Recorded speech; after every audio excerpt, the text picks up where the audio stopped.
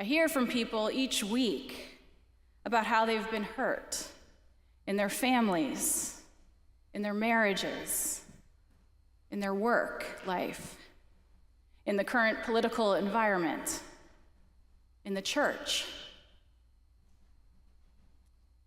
Are Paul's words any comfort?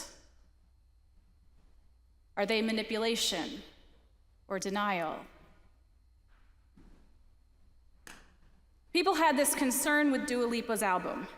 It came up in interviews about that title, Radical Optimism.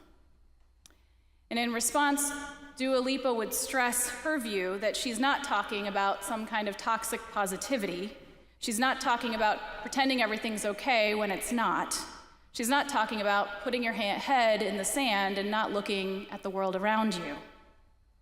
But instead, she says she's talking about a kind of subversive choice to look for what is good, even as you acknowledge the mess that life can be sometimes. She's talking about the kind of subversive choice to trust wisely rather than close off entirely. She's talking about an optimism that isn't naive, but that is open-eyed. That's why it's radical.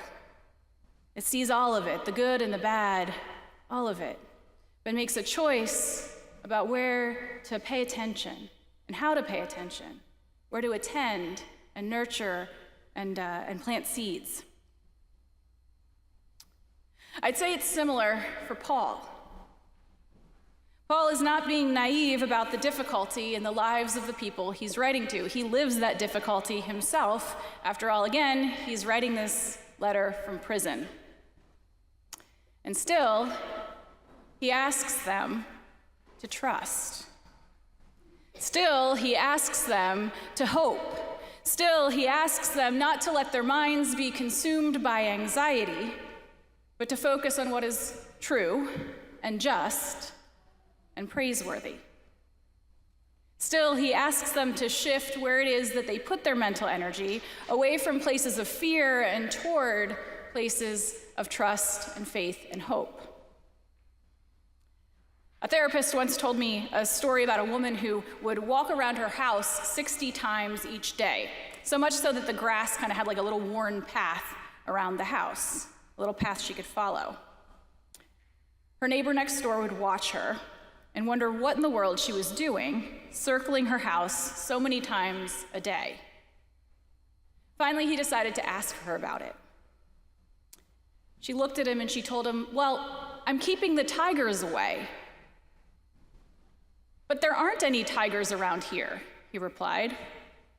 "See," she said, "it's working." So often, though, we try to keep the tigers away. We spend so much time thinking about the tigers. And I wonder if maybe that's what Paul is wanting to address here.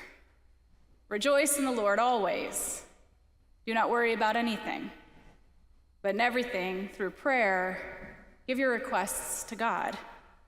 Fill your minds with what is true and just, authentic and gracious. Paul invites a focus not on the tigers, but on the joy and the goodness and the peace of God.